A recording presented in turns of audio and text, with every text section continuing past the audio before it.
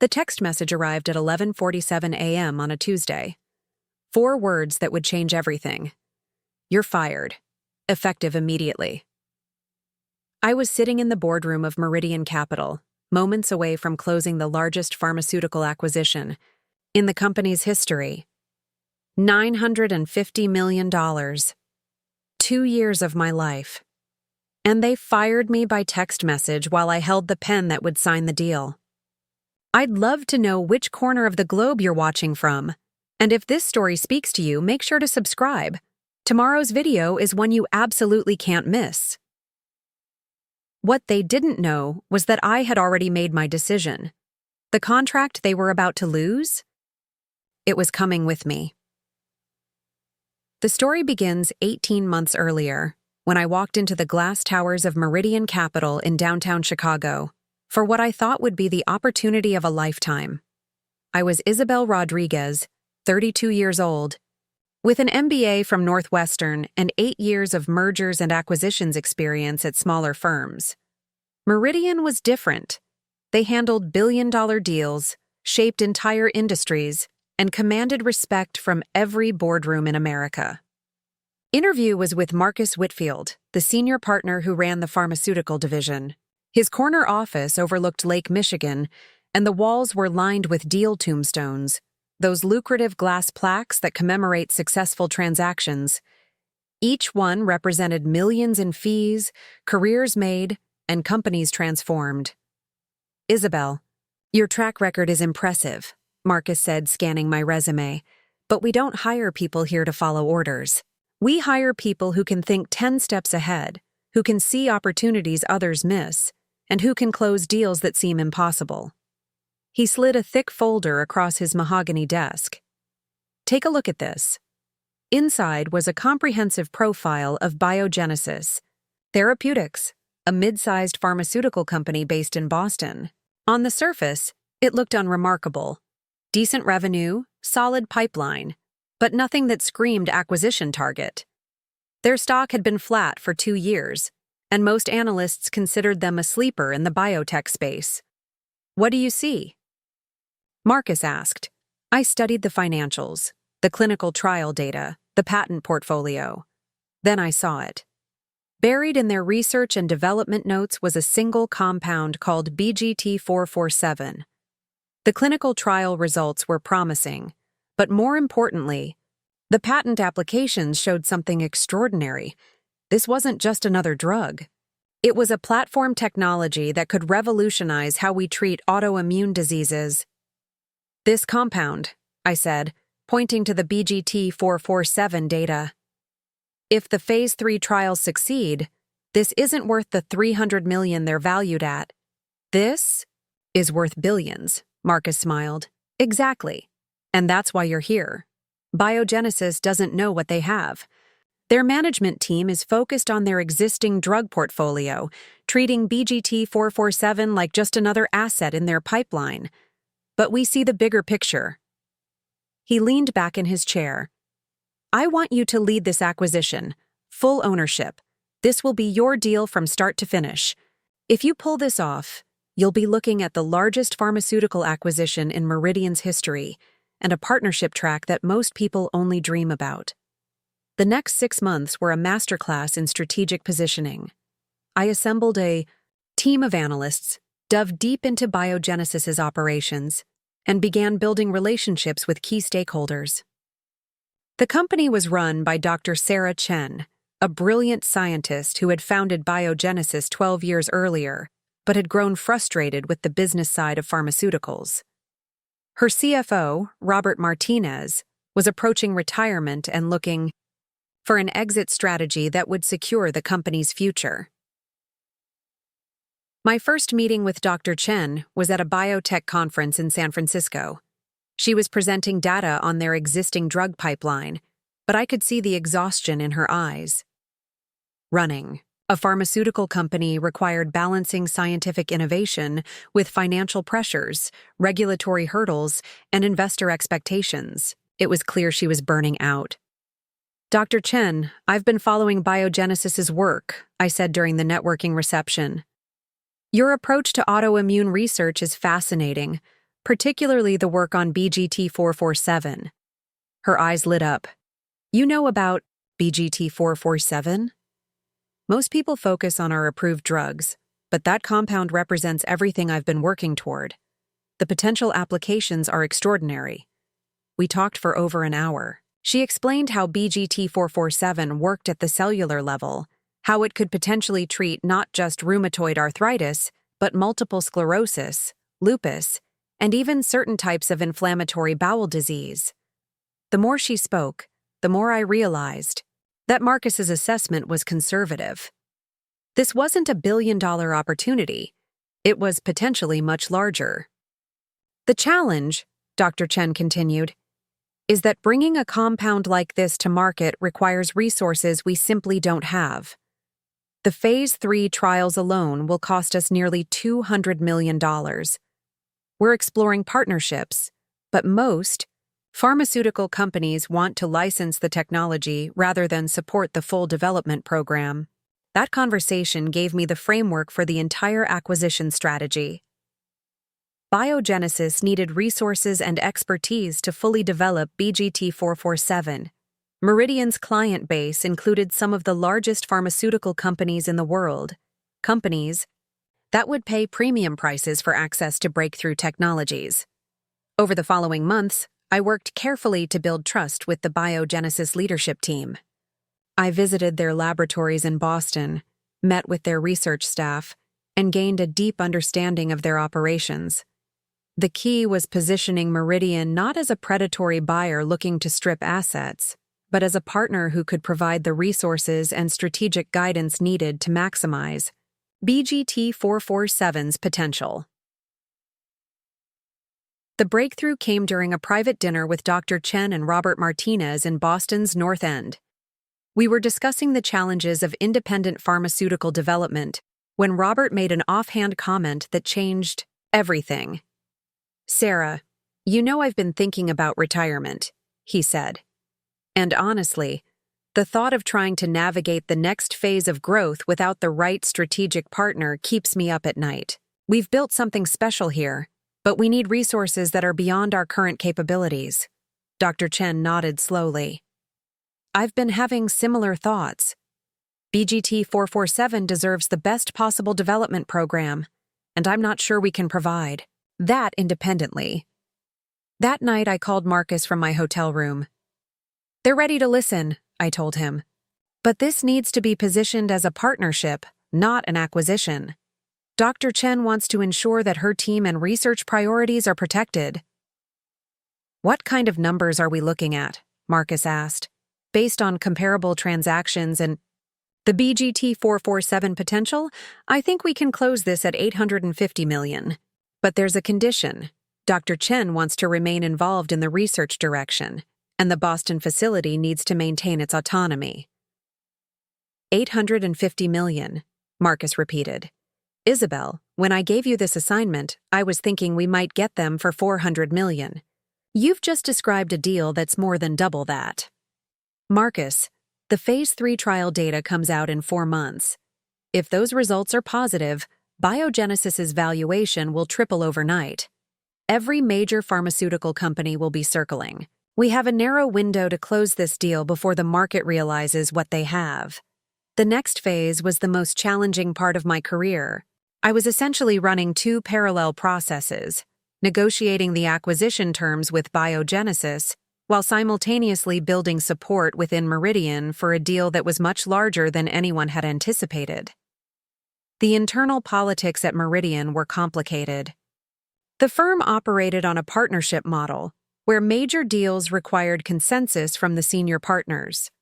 Some partners were concerned about the size of the investment. Others questioned whether pharmaceutical acquisitions were the right strategic focus. I found myself defending the deal in partner meetings, providing detailed analysis of market projections, and addressing concerns about execution risk. Meanwhile, the negotiations with Biogenesis were progressing steadily. Dr. Chen had agreed in principle to the acquisition, but the details were complex. We needed to structure the deal to provide immediate value to Biogenesis shareholders while protecting the long-term research program. The solution was a combination of upfront cash, earn-out payments tied to BGT-447's clinical success, and equity participation in the acquiring entity. The most delicate aspect was managing the information flow. BGT-447's Phase 3 trial results were due to be announced at a major medical conference in 6 weeks. If the results were positive, every pharmaceutical company would immediately understand the compound's value. We needed to have a signed agreement before that announcement. Dr. Chen was cooperative, but cautious. "Isabel, I need to be completely transparent with you," she said during one of our final negotiation sessions. "The preliminary data from the Phase 3 trials is extraordinary. BGT-447 is performing better than we had hoped. If this data becomes public before we finalize our agreement, the entire landscape changes." "How much better?" I asked. "In the primary endpoint, we're seeing efficacy rates that are nearly 30% higher than the current standard of care. The safety profile is exceptional. This isn't just a successful drug. This is potentially a new standard of treatment." That conversation happened on a Friday afternoon. I spent the weekend running financial models, consulting with regulatory experts, and preparing presentation materials for the Meridian partners. By Monday morning, I had a comprehensive proposal that would increase the acquisition price to $950 million, a number that reflected the true value of what we were acquiring. The partner meeting was scheduled for Tuesday morning. I had prepared for every possible question, every conceivable objection. The deal materials were perfect, the financial projections were conservative but compelling, and I had letters of intent from 3 major pharmaceutical companies expressing interest in licensing BGT-447 once the acquisition was complete. Marcus introduced me to the room of 12 senior partners. "Isabel has been leading our biogenesis acquisition for the past 18 months. The deal has evolved significantly from our initial assessment, and she's here to present the final terms." I began with the market analysis, explaining how the autoimmune treatment space was undergoing rapid transformation. I detailed Biogenesis's position within that market, their research capabilities, and most importantly, the potential of BGT-447.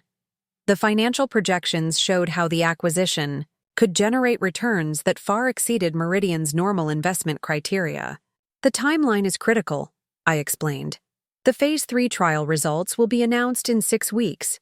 Based on the preliminary data Dr. Chen has shared, those results will be positive. A lot of love and effort went into bringing this story to life. If you're enjoying it, we'd be so grateful if you'd subscribe to our channel." Now, back to where we left off. Once that information is public, Biogenesis's valuation will increase dramatically, and we'll be competing with every major pharmaceutical company for access to this technology. The questions came steadily. Partners asked about regulatory risk, market competition, execution challenges, and exit strategies. I had prepared answers for all of them. The room was engaged, and I could sense growing excitement about the opportunity. "What's the total investment?" asked Patricia Summers, one of the most senior partners. $950 million, I said. "This represents the largest acquisition in Meridian's history, but also the largest potential return." The room was quiet for a moment. Then Patricia spoke again. "Isabel, this is an impressive presentation. We'll need to review the materials and discuss the partnership. But I think I speak for everyone when I say this represents exactly the kind of transformational opportunity we look for." Marcus nodded. "We'll reconvene tomorrow morning for a final vote. Isabel, excellent work." I left that meeting feeling confident but cautious. The presentation had gone well, but I knew that partner discussions could be unpredictable. Large deals always faced scrutiny, and there were always partners who preferred conservative approaches. That evening, I received a call from Dr. Chen. "Isabel, I wanted to give you a heads up. We've been approached by 2 other investment firms expressing interest in Biogenesis. I've told them that we're in exclusive negotiations with Meridian, but I wanted you to know that the timeline is becoming more compressed. What kind of interest? I asked. One is a private equity firm that specializes in healthcare investments. The other is a strategic buyer, one of the large pharmaceutical companies. Both seem to have some awareness of BGT-447's potential. This was the scenario I had been worried about. Information was starting to leak, and we were running out of time to close the deal before competition emerged. The next morning, I arrived at Meridian early and spent an hour reviewing every detail of the acquisition proposal. The partner meeting was scheduled for 9 a.m., and I was confident that we had the votes needed for approval. At 8:30 a.m., Marcus's assistant knocked on my office door.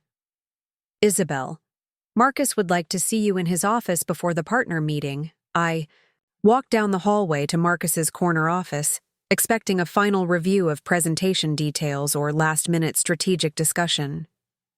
Instead, I found Marcus sitting behind his desk with a serious expression and Patricia Summers seated across from him. "Isabel, please sit down," Marcus said. "We need to discuss some developments that came up in yesterday's partner discussions." Patricia leaned forward. "Isabel, there's no easy way to say this, but concerns have been raised about your handling of the Biogenesis acquisition. Specifically, some partners feel that the deal has grown beyond the scope of your original mandate." I felt my stomach drop.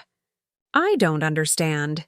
Every expansion of the deal scope has been discussed with Marcus and approved by the relevant committees. The issue," Marcus said, "is that you've been making commitments to Biogenesis that exceed your authority.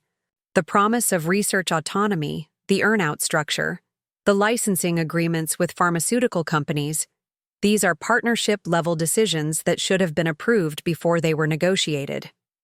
Marcus, every one of those elements was discussed in our weekly meetings. I have documentation of every conversation, every approval."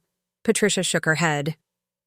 "Isabel, the partners have reviewed the materials, and there are concerns about your judgment.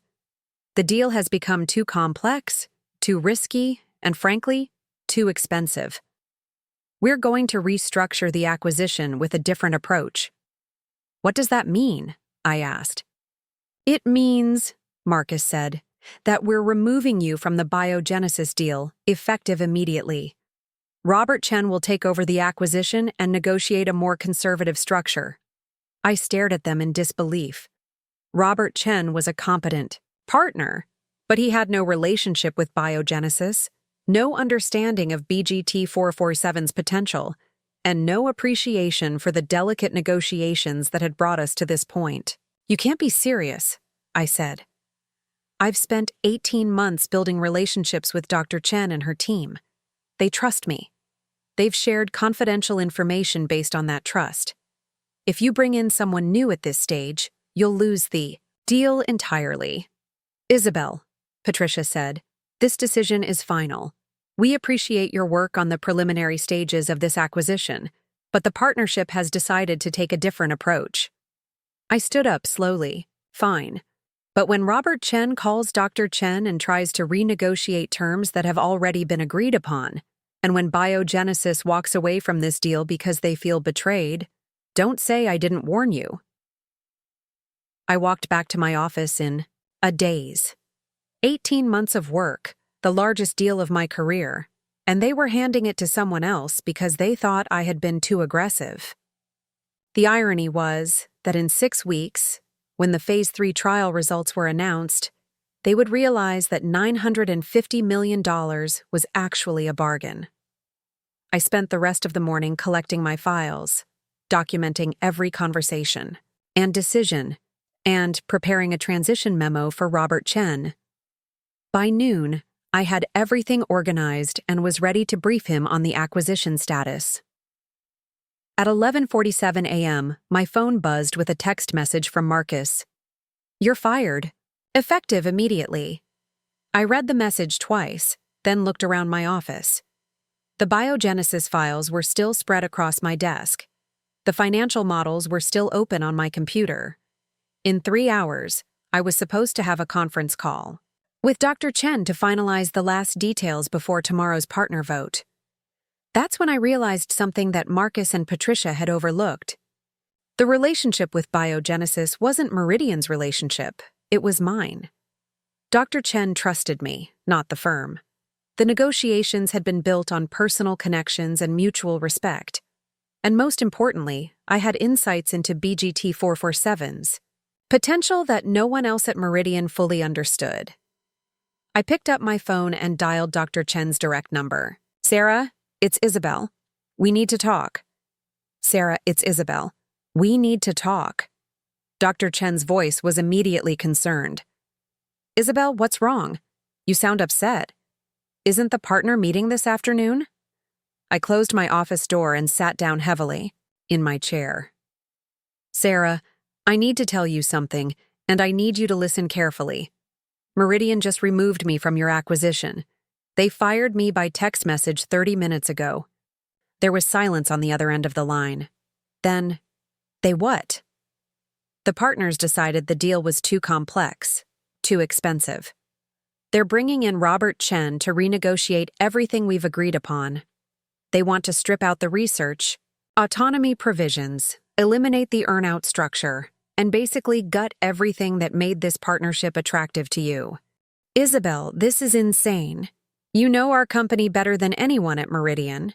You understand what we're trying to accomplish with BGT-447. How can they just remove you? Because they don't see what we see, Sarah. They're looking at this as a traditional acquisition, buy the assets, integrate the operations, maximize short-term returns. They don't understand that BGT-447 isn't just a drug, it's a platform that could transform how we treat autoimmune diseases. Dr. Chen was quiet for a moment. What happens now? Do I have to work with this Robert Chen person? Technically, yes. Meridian still has the exclusive negotiation period for another 2 weeks. But Sarah, I need you to understand something. When Robert calls you tomorrow, he's going to propose terms that are completely different from what we've discussed. Lower price, different structure, no guarantees about research independence. That's not acceptable, Dr. Chen said firmly. Isabel, the only reason we entered into negotiations with Meridian was because of you. Because we trusted you to understand our vision and protect what we've built. I took a deep breath. What I was about to say would either destroy my career completely or launch something entirely new. Sarah, what if I told you there was another option? What do you mean? What if we could structure this deal exactly the way we've discussed, but outside of Meridian? The line was quiet for a long moment. Isabel, are you suggesting what I think you're suggesting? I'm suggesting that we have 2 weeks before Meridian's exclusive period expires. I'm suggesting that I know this deal better than anyone. And I have relationships with the pharmaceutical companies who will want to license BGT-447. I'm suggesting that maybe Meridian doesn't deserve to profit from 18 months of my work. You're talking about starting your own firm. I'm talking about completing the deal we both want to see happen. Dr. Chen was silent for nearly a minute. When she spoke again, her voice was different, more energetic, more excited. Isabel, if you can pull this off, if you can actually structure this acquisition the way we've discussed, Biogenesis is interested, but you need to understand the timeline. The Phase 3 results get announced in 5 weeks. If you're going to do this, you need to move fast. After hanging up with Dr. Chen, I sat in my empty office staring at the Meridian logo on my computer screen.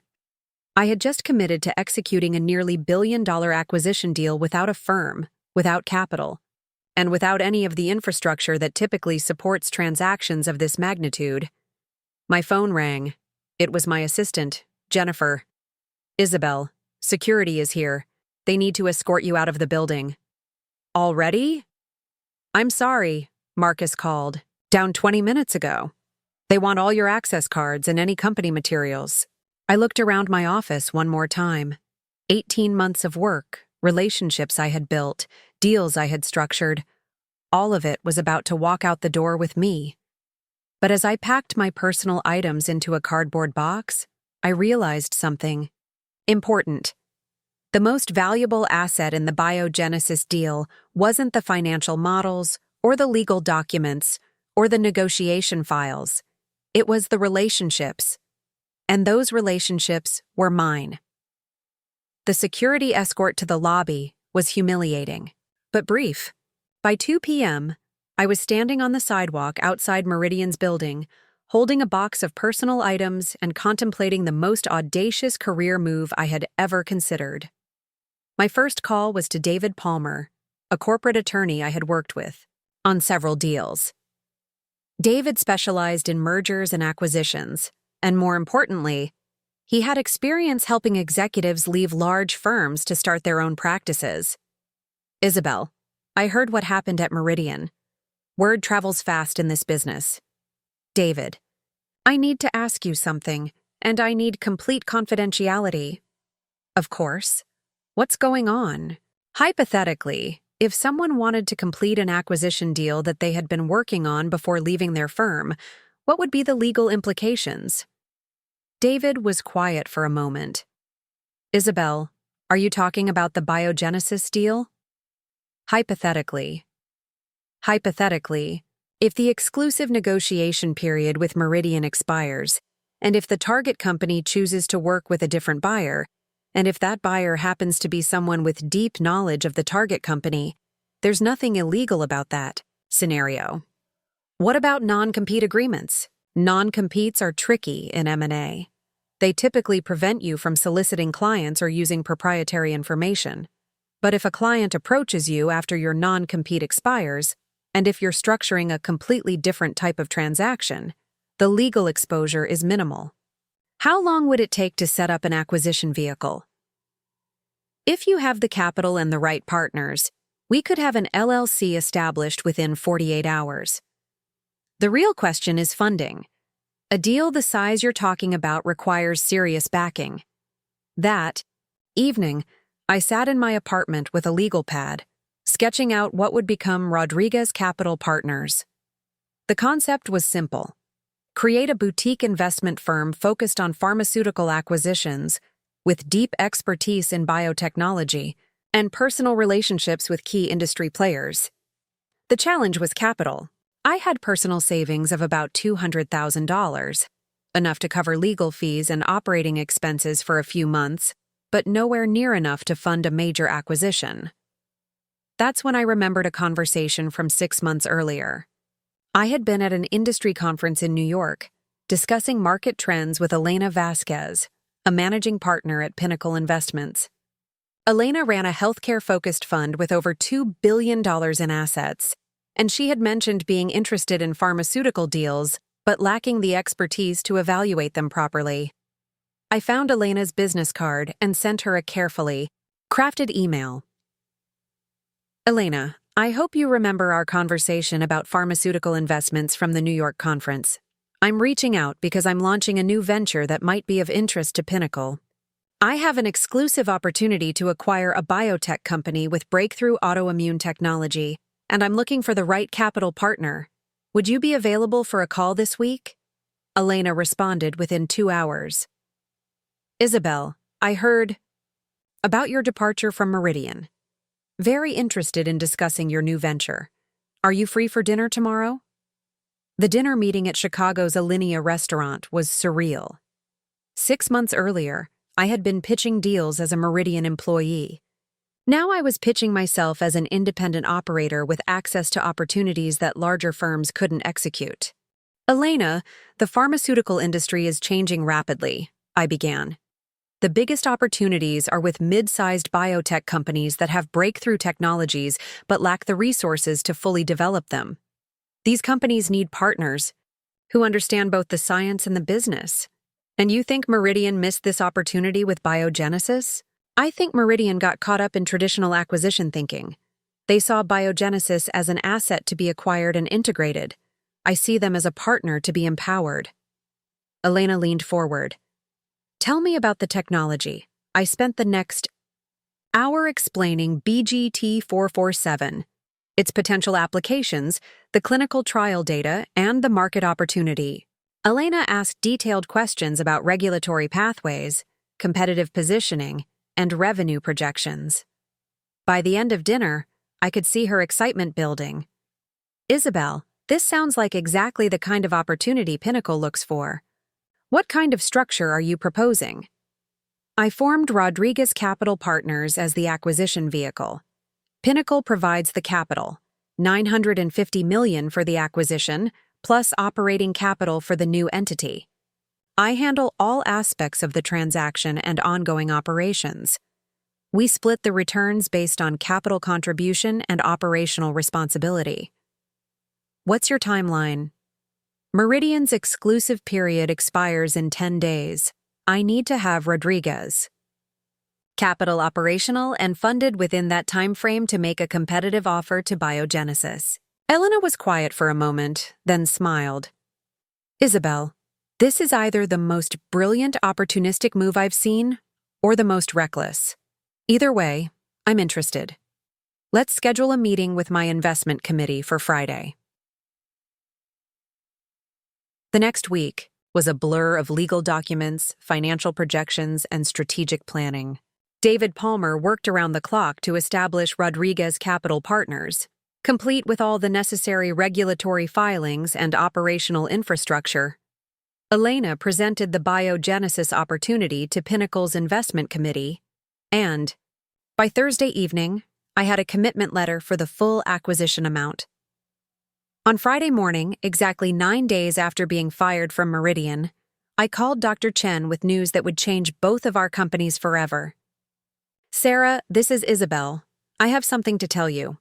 Rodriguez Capital Partners officially launched this morning, and we're prepared to make a formal offer for Biogenesis." "Isabel, you actually did it. You started your own firm." "We did it, Sarah.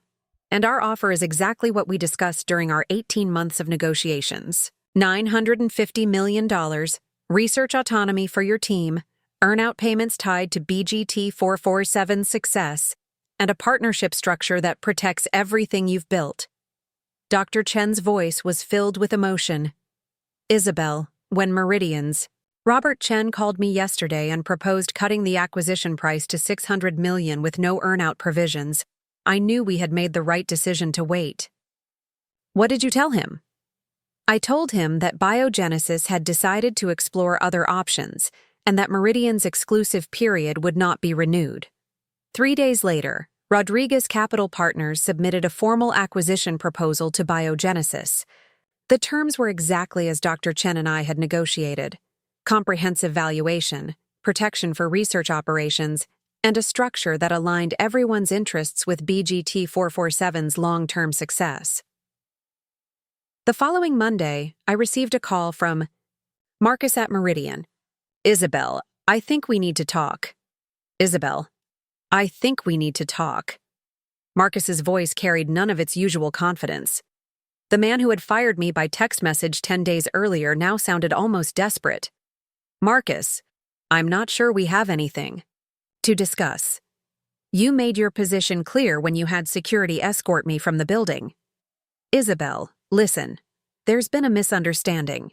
The partners have been reviewing the situation, and we think there might be a way to bring you back. The Biogenesis deal is important to Meridian, and we recognize that your relationships with their management team are valuable." I almost laughed. "A misunderstanding? You removed me from an $18 million deal and fired me because you thought I was being too aggressive. Now that Biogenesis has rejected your revised terms, suddenly it's a misunderstanding." The partners were concerned about risk management. "But we're prepared to reinstate you with full authority over the Biogenesis acquisition, plus a promotion to senior vice president and a significant increase in your profit-sharing arrangement." "Marcus, let me save you some time. Biogenesis is no longer available for acquisition by Meridian. They've accepted a competing offer." There was silence on the line. Then, "What competing offer?" "Our exclusive negotiation period doesn't expire until tomorrow." "Actually, it expired this morning." And yes, there was a competing offer. Rodriguez Capital Partners submitted a proposal that Biogenesis found more attractive than Meridian's revised terms. "Rodriguez Capital? I've never heard of that firm." It's a new boutique investment company focused on pharmaceutical acquisitions. Very specialized, very focused on understanding the science behind biotech investments. Another long pause. Isabel, are you telling me that you've somehow convinced another firm to make an offer for Biogenesis? I'm telling you that Biogenesis received a better offer from a firm that understood their value proposition. This is impossible. No one else has the relationships, the deal knowledge, the industry connections to structure an acquisition of this complexity. Marcus, you're absolutely right. It would be impossible for just anyone to execute a deal like this. The realization hit him slowly. Isabel, you didn't. I didn't do what, Marcus? You started your own firm, Rodriguez Capital Partners. That's you. That's an interesting theory, but completely hypothetical. Isabel, this is insane. You can't just walk out of Meridian and immediately compete for the same deals. Your non-compete agreement specifically prohibits this kind of activity. Marcus, you might want to have your legal team review my employment contract more carefully. Non-compete clauses have very specific limitations, especially when the employee is wrongfully terminated. Also, you might want to check the timeline. I didn't solicit Biogenesis as a client. They came to me after Meridian's exclusive period expired and after your revised offer failed to meet their requirements. The conversation ended with Marcus promising legal action and me wishing him luck with his future endeavors. But I knew this was just the beginning of what would become a very complicated battle. That afternoon, I received a call from Patricia Summers, the senior partner who had been present when Marcus fired me. Isabel, this is Patricia. I think we got off on the wrong foot last week. Patricia, I think you were very clear about your position last week.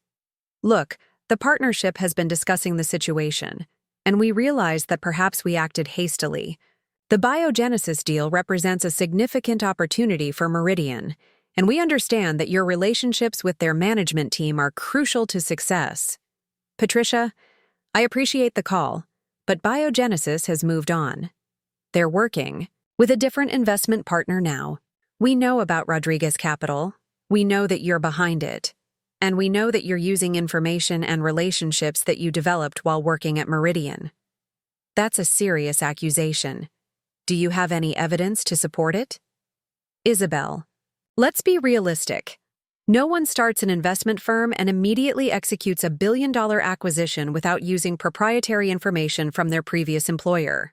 Patricia, everything I know about Biogenesis and BGT 447 came from public sources, published research, and conversations with company management. If Meridian has proprietary information that I somehow misappropriated, I'd be interested to see it. We have documentation of every conversation you had with Biogenesis while employed at Meridian.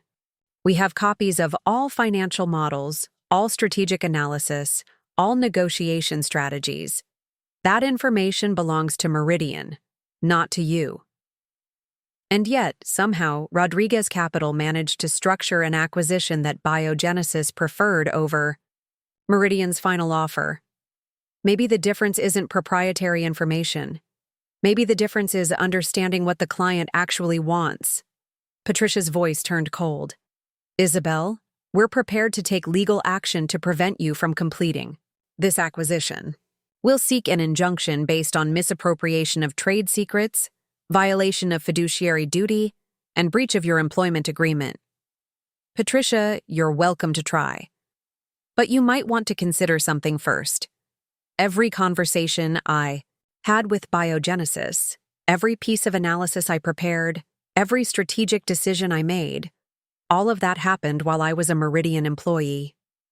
If you want to claim ownership of that work, you also have to accept responsibility for the decision to fire me and remove me from the deal. What's your point? My point is that you can't fire someone for doing their job too well and then claim ownership of the results. Either I was acting within my authority as a Meridian employee, in which case firing me was wrongful termination, or I was exceeding my authority, in which case you have no legitimate claim to the work product. The legal battle that followed was swift and decisive. Meridian filed for a temporary restraining order to prevent Rodriguez Capital from completing the Biogenesis acquisition. Their argument was that I had used confidential information and violated non-compete restrictions. David Palmer, my attorney, had anticipated this exact scenario. Our response was comprehensive and devastating. First, we demonstrated that all information about Biogenesis and BGT 447 was publicly available through SEC filings, patent applications, and published research. The clinical trial data that formed the basis of our valuation had been presented at medical conferences and published in peer-reviewed journals. Second, we showed that my non-compete agreement specifically exempted activities that occurred after termination without cause. Since Meridian had fired me by text message without providing any justification beyond concerns about judgment, the termination was clearly without cause. Third, and most importantly, we presented evidence that Meridian had fundamentally misunderstood the Biogenesis opportunity and had rejected the deal structure that I had recommended. Their revised offer to Biogenesis, lower price, eliminated earnouts, no research autonomy, was so different from the original proposal that it constituted an entirely different transaction. The hearing was scheduled for Thursday morning in Cook County Circuit Court. I arrived early and sat in the gallery watching Marcus, Patricia, and 3 other Meridian partners conferring with their legal team. They looked confident, but I knew something they didn't. Judge Catherine Morrison called the case at 9:30 a.m. Meridian's attorney, Thomas Bradley, presented their argument first. Your Honor, this case involves the theft of proprietary business information and the violation of contractual obligations. Ms. Rodriguez developed valuable relationships and strategic insights while employed at Meridian Capital. She has now used that information to directly compete with her former employer and steal a client relationship worth nearly $1 billion. Bradley presented evidence of my conversations with Biogenesis, copies of financial models I had prepared, and documentation of negotiation strategies. His argument was that Rodriguez Capital's acquisition proposal was essentially identical to the work I had done at Meridian. Your Honor, no one creates a new investment firm and immediately executes a transaction of this magnitude without using proprietary information from their previous employer. The defendant's actions constitute clear misappropriation of trade secrets. When David Palmer stood to present our defense, he began with a single devastating question. Your Honor, if Meridian Capital believes that Ms. Rodriguez's work on the Biogenesis acquisition was so valuable, why did they fire her for doing it? He then methodically dismantled Meridian's case. Every piece of proprietary information they claimed I had stolen was available in public sources. Every strategic insight they claimed as their own was based on standard industry analysis techniques. Every relationship they claimed I had developed inappropriately was built through legitimate business activities. Your Honor, Meridian's argument essentially boils down to this. They want to own the benefits of Ms. Rodriguez's work while avoiding responsibility for their decision to terminate her. They want to claim that her relationships with Biogenesis are proprietary assets while simultaneously arguing that she was exceeding her authority in developing those relationships. The most powerful moment came when David introduced evidence that Meridian had known about Biogenesis's interest in alternative acquisition structures and had explicitly rejected my recommendations. Your Honor, we have email documentation showing that Ms. Rodriguez proposed the exact acquisition structure that Rodriguez Capital ultimately offered to Biogenesis. Meridian's partners rejected that structure as too complex and too expensive. They then fired Ms. Rodriguez for proposing it. Now they want to claim ownership of the same structure when it proves successful with a different buyer. Judge Morrison asked pointed questions about the timeline, the nature of my termination, and the specific differences between Meridian's final offer and Rodriguez Capital's proposal. It became clear that she understood the fundamental issue. Meridian was trying to have it both ways. Mr. Bradley, help me understand your client's position. You're arguing that Ms. Rodriguez violated her employment obligations by developing relationships and proposing deal structures that Meridian ultimately rejected. How can Meridian claim ownership of a work product that they deemed inappropriate? Bradley struggled to answer. Your Honor, the issue is not whether Meridian accepted Ms. Rodriguez's recommendations, but whether she had the right to use information developed during her employment to compete with her former employer. But Mr. Palmer has demonstrated that all of this information was publicly available. What specific proprietary information did Ms. Rodriguez allegedly misappropriate?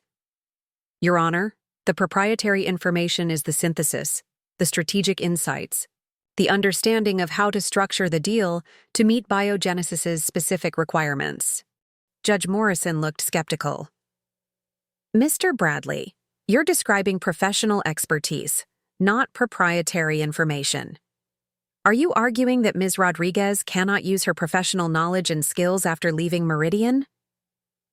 We're arguing that she cannot use that knowledge to directly compete for the same client relationship she was working on while employed at Meridian. Even after being fired for her work on that relationship? Bradley had no good answer.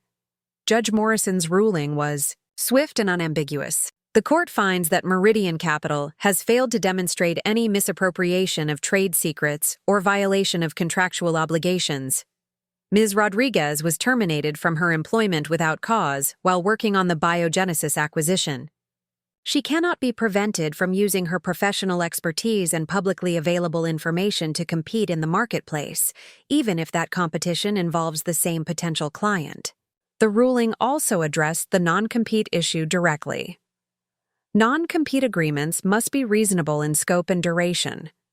They cannot be used to prevent former employees from earning a living in their chosen profession, particularly when the termination was without cause. As we left the courthouse, David turned to me with a smile. Isabel, that was about as decisive a victory as I've ever seen in a non-compete case. Meridian's case was so weak that I'm surprised they filed it. They were desperate, I replied. They realized too late that firing me meant losing the Biogenesis deal, and they thought they could use the legal system to get it back. But even as we celebrated the legal victory, I knew the real test was still ahead. Winning the right to compete for Biogenesis was just the first step. Now I had to actually complete the acquisition, integrate the company, and prove that Rodriguez Capital could deliver on its promises. 3 days later, I received an unexpected call from Dr. Chen. Isabel, we need to meet. Something has happened that changes everything. Isabel, we need to meet. Something has happened that changes everything. Dr. Chen's voice was strained, carrying an urgency I had never heard before. We had scheduled the final contract signing for Friday, just 2 days away, and everything had been proceeding smoothly. Sarah, what's wrong? Has something happened with the Phase 3 trial data? I can't discuss this over the phone. Can you meet me at my office in Boston tomorrow morning?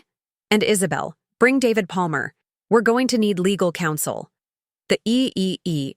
Flight to Boston was turbulent, both literally and figuratively. David and I spent the 90-minute journey speculating about what could have gone wrong. The BGT 447 Phase 3 results weren't scheduled for public release for another 3 weeks. Biogenesis's board had already approved the Rodriguez Capital acquisition. All regulatory approvals were in place. Isabel, in my experience, when a client calls an emergency meeting 2 days before closing, it's usually one of 3 things, David said as our plane descended toward Logan Airport. Either they've discovered a material problem with their business, they've received a competing offer, or there's been a change in the regulatory environment. None of those scenarios make sense, I replied. Sarah would have told me about any business problems months ago. We're past the deadline for competing offers, and there haven't been any regulatory changes that would affect autoimmune drug development. Dr. Chen met us at Biogenesis's headquarters in Cambridge at 8 a.m. sharp. The building was a converted warehouse that had been transformed into a state-of-the-art research facility. As we walked through the lobby, I noticed something unusual. The facility was buzzing with activity despite the early hour. Researchers were working in labs, executives were huddled in conference rooms, and there was an electric energy that I had never seen during my previous visits. Sarah, What's going on here? Your team looks like they haven't slept. Dr. Chen led us to her corner office, which overlooked the Charles River. Her desk was covered with printouts, tablets displaying data charts, and multiple phones that seemed to be ringing constantly. Isabel, what I'm about to tell you cannot leave this room until we decide how to handle it. 3 days ago, we received the final Phase 3 trial results for BGT-447. But those weren't supposed to be released for another 3 weeks. The Independent Data Monitoring Board completed their analysis ahead of schedule. Isabel, the results are extraordinary. Not just successful, revolutionary. Dr. Chen pulled up a presentation on her laptop and turned the screen toward us. The data was unlike anything I had seen in my pharmaceutical experience. In the primary endpoint, BGT-447 achieved a 94% response rate in patients with severe rheumatoid arthritis. The current standard of care achieves about 65% response rates. But that's not the remarkable part. She clicked to the next slide.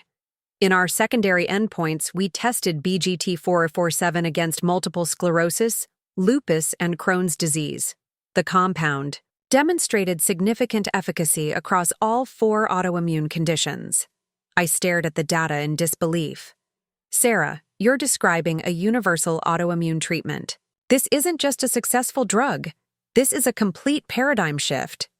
Exactly. And there's more. The safety profile is exceptional. We saw fewer adverse events with BGT-447 than with current treatments. This compound is safer and more effective than anything currently available. David leaned forward. Dr. Chen, what's the market implication of this data? Conservative estimates put the addressable market at over $50 billion annually. If BGT-447 becomes the standard of care for autoimmune diseases, we're looking at potential revenues that dwarf our original projections. I felt my heart racing. The acquisition we had structured at $950 million was based on BGT-447's potential in rheumatoid arthritis alone. If the compound could treat multiple autoimmune conditions, the value was exponentially higher. Sarah, why? Are you telling us this? And why do you look worried instead of excited?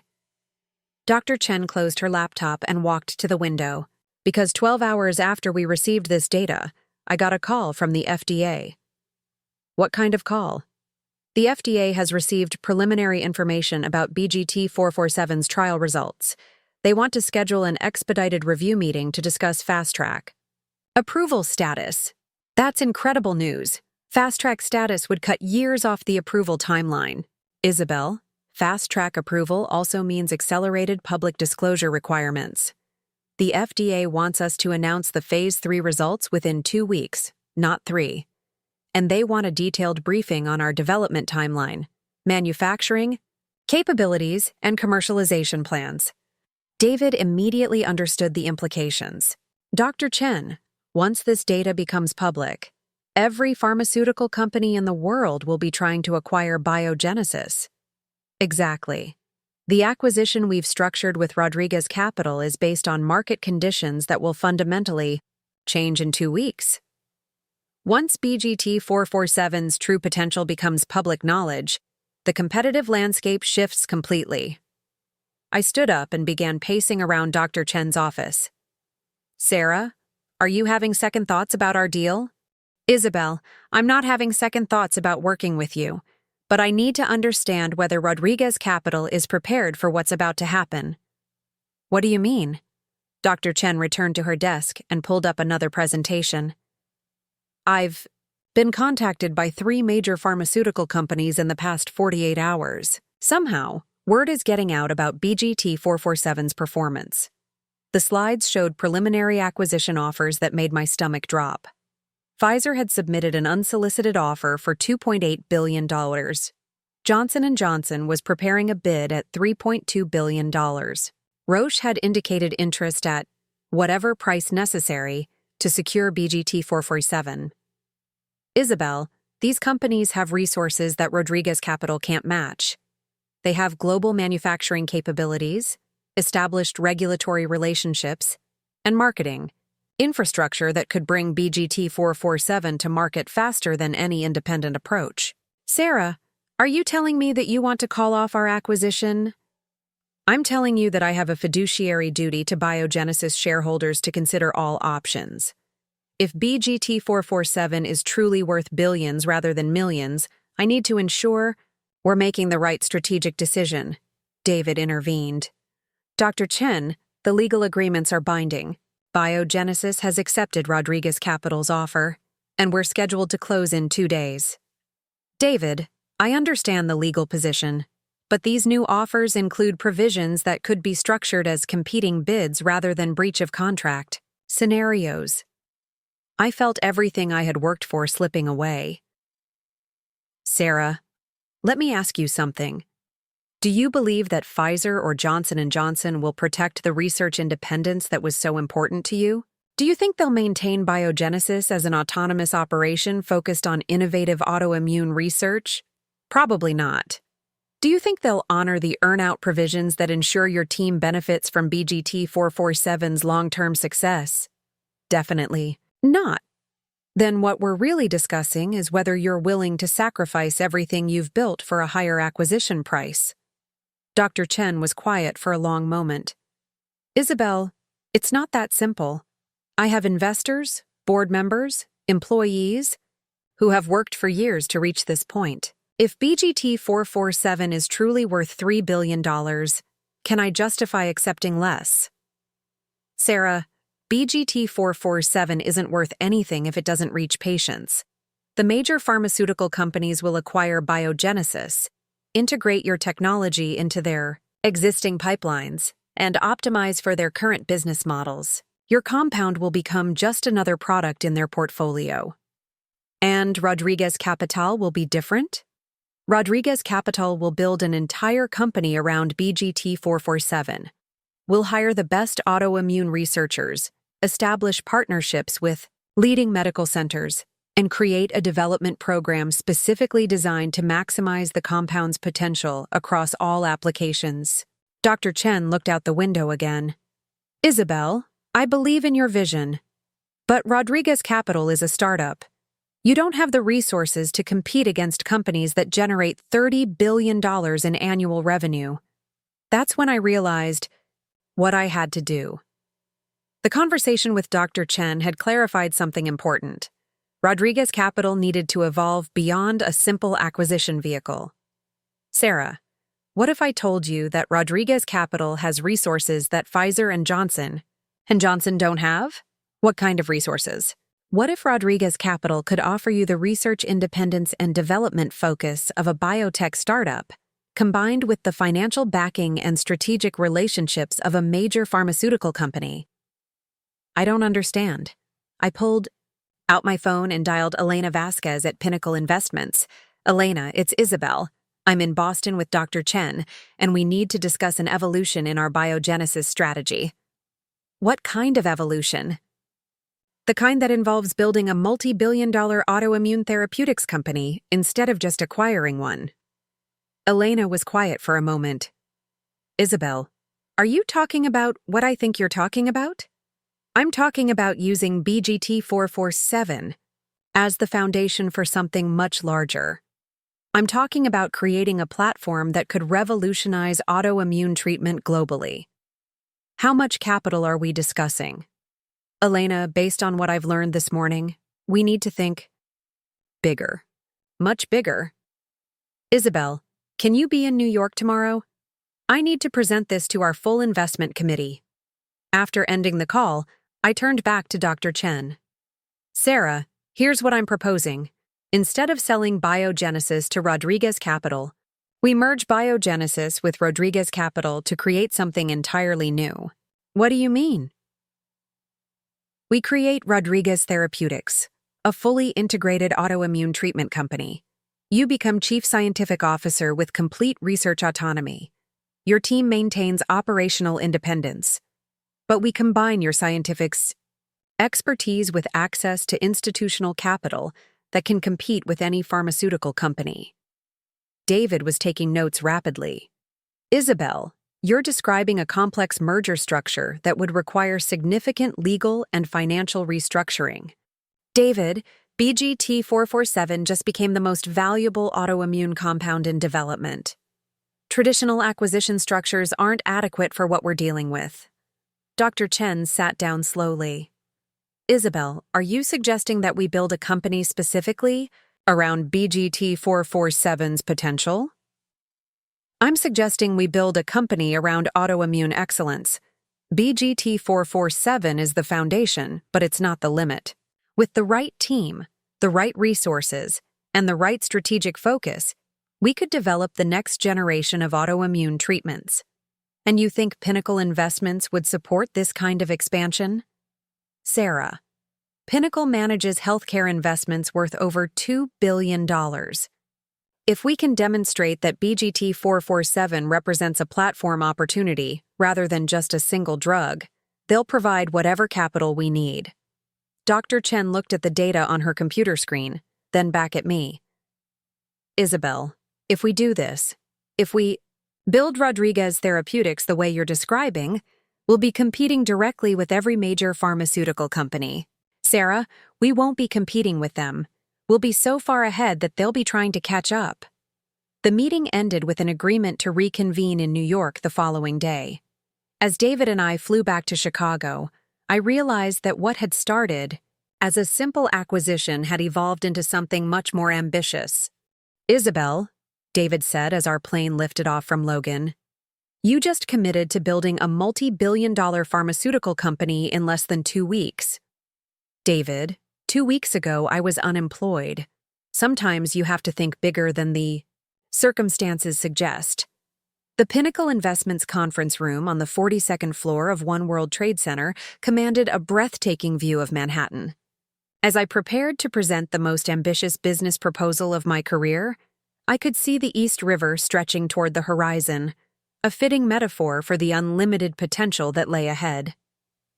Elena Vasquez had assembled Pinnacle's full investment committee, 8 managing partners who collectively controlled over $15 billion in healthcare investments. These were the people who had funded breakthrough cancer treatments, revolutionary medical devices, and transformative digital health platforms. If I could convince them to support Rodriguez Therapeutics, we would have the resources to compete with any pharmaceutical company in the world. Ladies and gentlemen, Elena began, you've all reviewed the preliminary materials on biogenesis and BGT-447. Today, Isabel Rodriguez is going to present a proposal that goes far beyond our original acquisition discussion. I stood at the head of the conference table, my presentation materials spread before me like battle plans. 3 weeks ago, I was fired from Meridian Capital for proposing an acquisition that they considered too aggressive. Today, I'm here to propose something that makes that original deal look conservative. The first slide displayed BGT-447's Phase 3 trial results in stark, undeniable terms. This compound achieved a 94% response rate in severe rheumatoid arthritis patients. It demonstrated significant efficacy against multiple sclerosis, lupus, and Crohn's disease. The safety profile surpasses every currently approved autoimmune treatment. Robert Chen, one of Pinnacle's senior partners, leaned forward. Isabel, we understand that BGT-447 represents a significant opportunity, but help us understand why this requires a fundamentally different approach than traditional pharmaceutical investments. Robert, BGT-447 isn't just a successful drug. It's proof of concept for an entirely new approach to autoimmune treatment. Current therapies target individual symptoms or pathways. BGT-447 addresses the underlying immune dysfunction that drives multiple autoimmune conditions. I clicked to the next slide, which displayed a comprehensive market analysis. The global autoimmune therapeutics market is currently worth $42 billion annually. But that market is based on treating individual diseases with separate therapies. BGT-447 suggests the possibility of treating multiple autoimmune conditions with a single, more effective platform. What kind of market expansion are you projecting? asked Margaret Foster, Pinnacle's biotech specialist. Conservative estimates suggest a total addressable market of $80 billion within 5 years. But if BGT-447 becomes the standard of care across multiple autoimmune conditions, we're looking at market potential that exceeds $100 billion. The room was silent as the partners absorbed the implications. These were sophisticated investors who had seen countless pharmaceutical pitches, but the scale of opportunity I was describing was unprecedented. Elena spoke up. Isabel, walk us through the competitive landscape. How do we prevent Johnson & Johnson or Pfizer from simply developing their own version of BGT-447? Excellent question. Dr. Chen's team has filed 17 different patent applications covering BGT-447's mechanism of action, manufacturing process, and therapeutic applications. The compound's unique molecular structure provides extensive intellectual property protection. I displayed a detailed patent analysis prepared by David Palmer's intellectual property team. More importantly, BGT-447's development required 12 years of research into autoimmune pathway interactions. Replicating that research would require major pharmaceutical companies to essentially start from scratch. But they have resources we don't have, observed Thomas Mitchell, who specialized in healthcare mergers. Global manufacturing capabilities, regulatory expertise, established relationships with medical centers. Thomas, that's exactly why traditional acquisition models won't work here. If we sell BGT-447 to a major pharmaceutical company, it becomes one product in their existing portfolio. They'll optimize it for their current business model, which means slower development, limited application focus, and integration into legacy systems. I moved to the strategic vision slides that would define Rodriguez Therapeutics' future.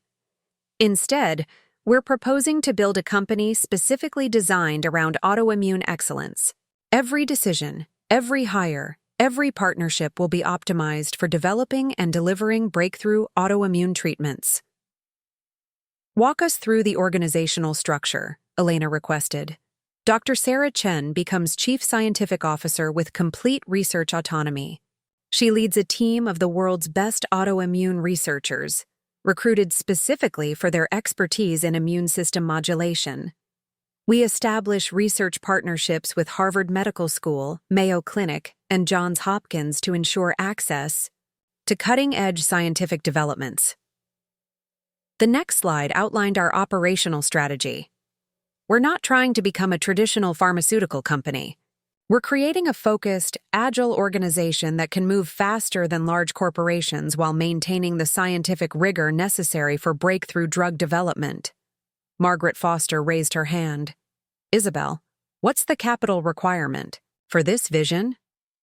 Phase 1 requires $2 billion. $1 billion for the Biogenesis merger and initial operations, $1 billion for research expansion, clinical trials, and regulatory preparation. Phase 1. Robert Chen looked surprised. You're describing multiple phases? Phase 1 establishes Rodriguez Therapeutics as the leading autoimmune treatment company. Phase 2 involves expanding into adjacent therapeutic areas where immune system modulation shows promise: oncology, neurological disorders, even aging-related conditions. Phase 3? Thomas Mitchell asked with a slight smile. Phase 3 involves becoming the global platform for immune system therapeutics. We're talking about fundamentally changing how medicine approaches immune-related diseases. The investment committee exchanged glances. I could see the excitement building, but I also recognized the natural caution that comes with proposing such an ambitious venture. Elena stood up. Isabel, let's address the elephant in the room. You're asking us to commit $2 billion to a company that doesn't exist yet, led by someone who was fired from their previous job 3 weeks ago. Elena, that's exactly right. And here's why that makes this the opportunity of a lifetime. I had prepared for this moment carefully. 3 weeks ago, I was constrained by Meridian Capital's conservative approach, their bureaucratic decision-making, and their focus on traditional deal structures. Today, I have complete freedom to build Rodriguez Therapeutics exactly the way it needs to be built. And you think you can execute a vision of this magnitude? I think the BGT 447 opportunity demands a vision of this magnitude. This compound could help millions of patients who are currently suffering from autoimmune diseases. The question isn't whether we can afford to be ambitious, it's whether we can afford not to be. The presentation continued for another hour. I outlined our regulatory strategy, manufacturing partnerships, clinical development timeline, and financial projections. By the time I finished, the conference room felt electric with possibility. Elena called for a 15-minute recess while the investment committee deliberated privately. I stood on the observation deck, looking out at Manhattan and reflecting on the journey that had brought me to this moment. 3 weeks earlier, I had been a talented but constrained employee at a traditional investment firm. Today, I was proposing to build one of the most ambitious pharmaceutical companies ever conceived. The transformation felt surreal, but also inevitable. When the committee reconvened, Elena's expression was unreadable. Isabel, we've discussed your proposal extensively. The opportunity is compelling, the market potential is extraordinary, and your vision is bold. I held my breath. We're prepared to commit the full $2 billion to Rodriguez Therapeutics with 2 conditions. What conditions? First, we want board representation proportional to our investment. This isn't just a capital commitment, it's a partnership. Absolutely. What's the second condition? We want you to think even bigger. I stared at Elena in confusion. I'm sorry? Robert Chen spoke up. Isabel, your presentation focused on autoimmune therapeutics as if that's the limit of BGT 447's potential. But immune system modulation has applications across virtually every major disease category. Margaret Foster nodded. Cancer immunotherapy, neurological disorders, cardiovascular disease, even aging, they all involve immune system dysfunction.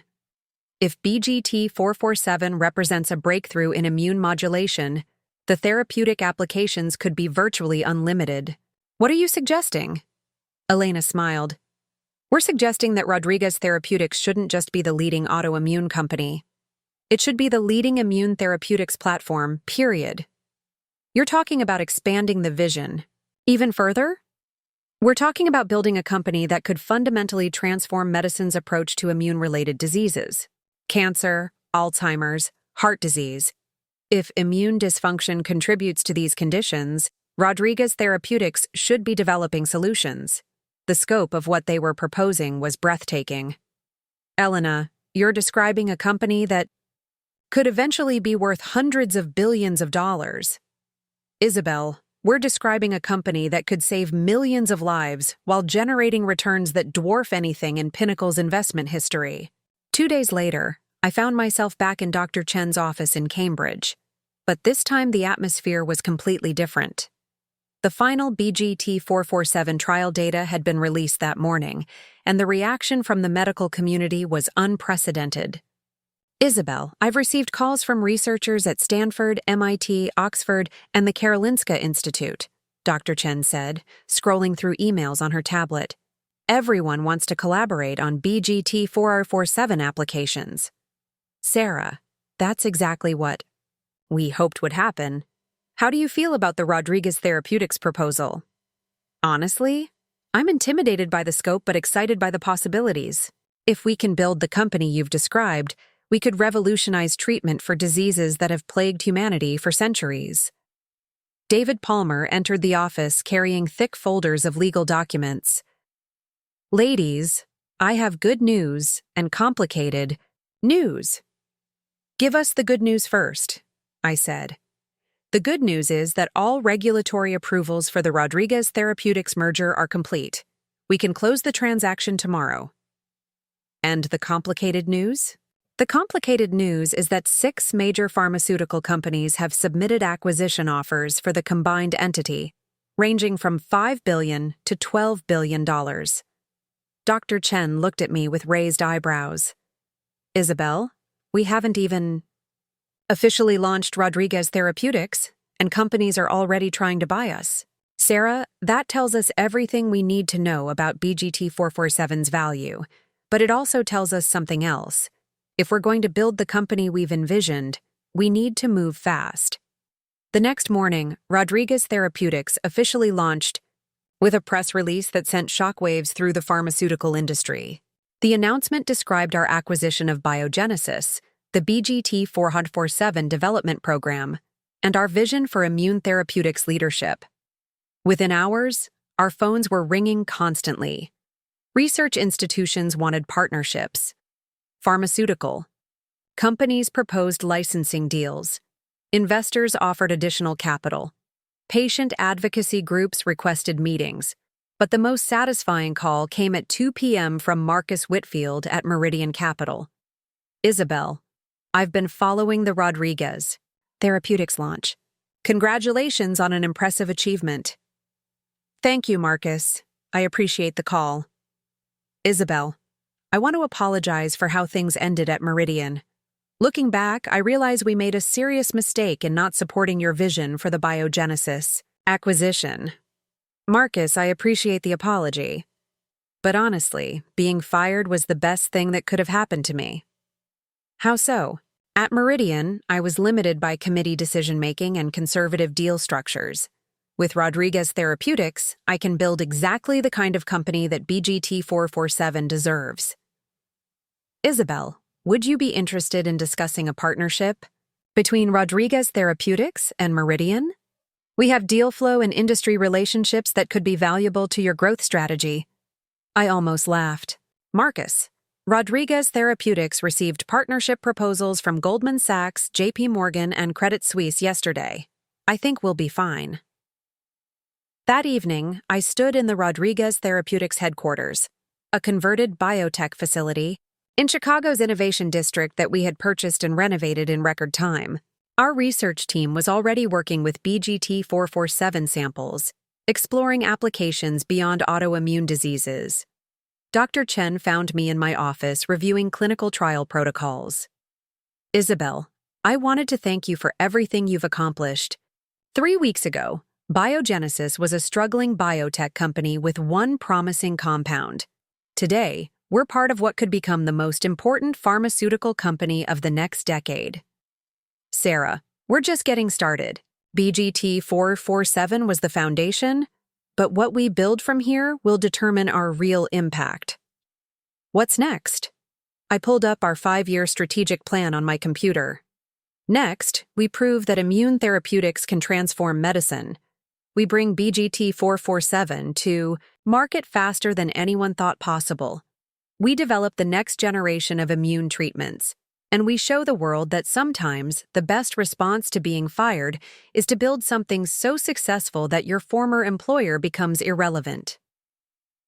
Doctor, Chen smiled. Isabel, do you think Marcus and Patricia are following Rodriguez Therapeutics' progress? I'm sure they are, and I'm sure they're wondering what would have happened if they had supported the original Biogenesis deal instead of firing me. Any regrets about how things played out? I looked around my office, then out the window at the Chicago skyline. Rodriguez Therapeutics employed 250 people. Our research pipeline included 12 promising compounds. We had partnerships with leading medical centers and commitments from the world's best immune researchers. Sarah, 3 weeks ago, I thought my career was over. Today, we're building a company that could help millions of patients and generate billions in returns for our investors. The only regret I have is that I didn't start Rodriguez Therapeutics sooner. 6 months later, BGT-447 received fast-track approval from the FDA for rheumatoid arthritis treatment. The market response was extraordinary. Patients experienced dramatic improvements in symptoms with minimal side effects. Within a year, BGT-447 became the new standard of care for autoimmune diseases. Rodriguez Therapeutics went public 18 months after launch with a valuation of $45 billion. Dr. Chen and I rang the opening bell at the New York Stock Exchange, surrounded by researchers, investors, and patients whose lives had been transformed by our work. But the most satisfying moment came when I received a handwritten letter from a patient in Ohio whose rheumatoid arthritis had been completely controlled by BGT 447.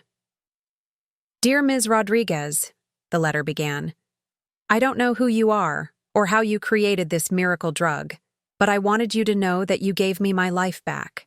For the first time in 8 years, I can play with my grandchildren without pain. That letter reminded me why we had built Rodriguez Therapeutics in the first place. It wasn't about proving Marcus and Patricia wrong, or about building a successful company, or even about generating extraordinary returns for our investors. It was about transforming lives. And as I looked ahead to Rodriguez Therapeutics' future, our expanding research pipeline, our global partnerships, our potential to revolutionize immune-related medicine, I realized that sometimes the best thing that can happen to your career is getting fired by text message. Because sometimes that's exactly the push you need to build something extraordinary. Looking for more? We've got 2 amazing stories ready for you right on screen. If this one touched you, these are absolutely worth your time. Click to watch them now. And hey, subscribe and hit that bell to never miss our latest uploads.